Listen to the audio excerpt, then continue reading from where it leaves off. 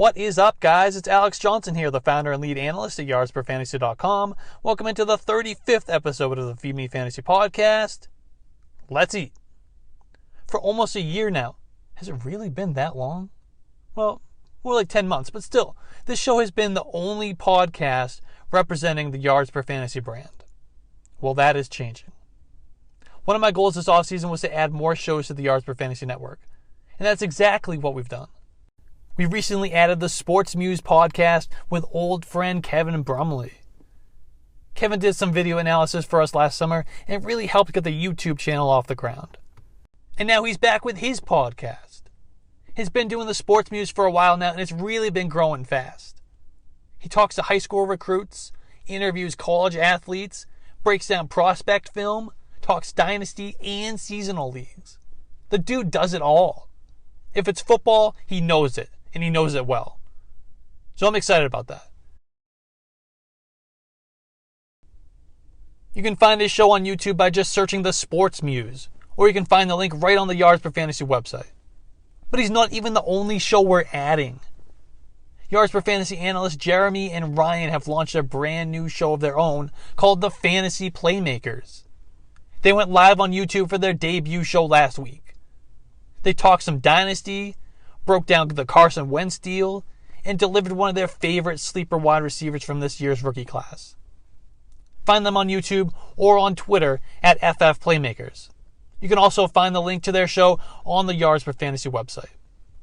So those are two exciting additions to the Yards Per network, and we're not done yet. We'll be adding more in the coming months, I'm sure. But let's dive into today's rookie profile, courtesy of Wake Forest redshirt junior Sage Surratt. He stands at 6'3", 215 pounds.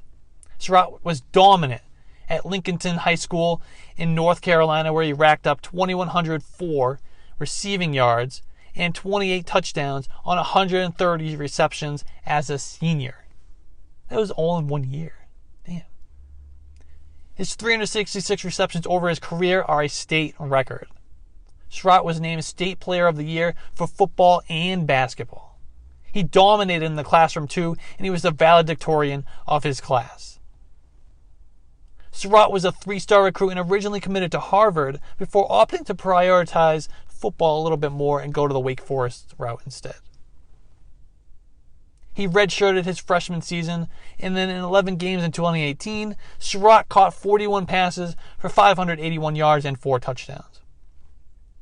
He took on a larger role as a redshirt sophomore with 1,001 yards and 11 touchdowns on 66 receptions with a 15.2 yards per reception average in 9 games. A shoulder injury forced him to miss the final 4 games of the season. Surratt was named first-team All-ACC and was a Blitnikoff Award finalist. He opted out of the 2020 season, so that 2019 was the last time we saw him. But let's get into the positives, the things we like in Surratt's profile. That conversation starts with his size at 6'3", 215 pounds, which helps him win at the catch point and in contested situations where he had a 60% success rate in 2019. Surratt was an important part of the Wake Forest offense. His 44.9% dominator lands in the 90th percentile. He has terrific ball skills. He averaged 7.3 receptions per game in 2019 with a 35.5% touchdown share. And he had 12 career punt returns. On the negative side, he's kind of slow. He lacks in athleticism. He struggles to separate. He's not dynamic after the catch, and his 21.7% target share in 2019 falls in the 45th percentile. The bottom line is, Sage Surratt is one of the most physical wide receivers in the 2021 draft class. He uses that physicality in his 6'3", 215-pound frame to win at the catch point and dominate in contested catch situations. In fact, Surratt converted on 18 of 30 contested situations in 2019. But the fact that he even had 30 opportunities is a little bit of a red flag, and is due to his struggle to separate consistently. His lack of athleticism makes it difficult to project him as anything more than a situational red zone play, which limits his upside as a fantasy asset. The NFL game is quickly trending away from guys like this. We've seen players like J.J. Arcega-Whiteside, for example, struggle to carve out a role in a similar mold.